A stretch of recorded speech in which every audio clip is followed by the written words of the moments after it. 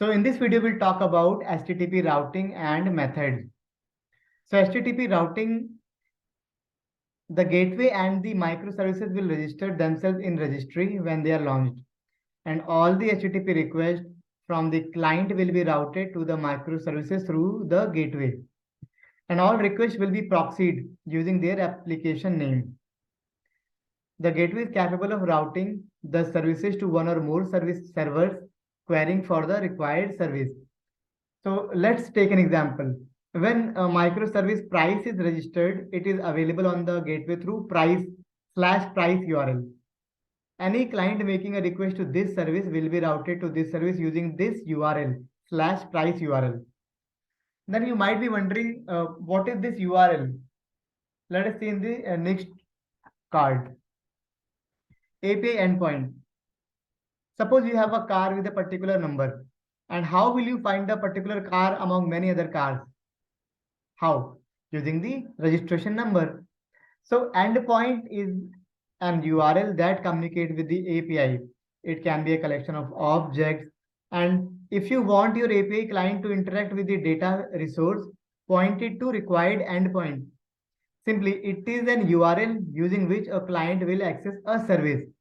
A single service can have multiple endpoints. Now let's talk about API resources. A resource can be defined as an object with a type, relationship to other resources, associated data, and a collection of methods that run on it. One or more resources combine and form an API, and each will handle a request. A request has a set of HTTP methods that operate on it. For example, get, post, put, etc. You can locate the resource using the endpoint. Now, what is HTTP method? So HTTP method will decide which action to perform on a given resource. So HTTP defines a set of request method to indicate the desired action to be performed for a given resource. Although they can also be nouns, these request methods are sometimes referred as HTTP verbs. Each of these implements different semantics, but some common features are shared by a group of them. Example, a request method can be safe, idempotent, or cacheable. So we have HTTP method like get, post, put, delete, patch, etc. So get is request a representation of a specified resource. Request using get should only retrieve data.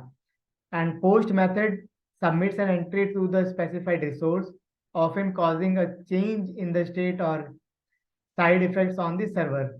Put method replaces all current representation of the target resource with requested payload.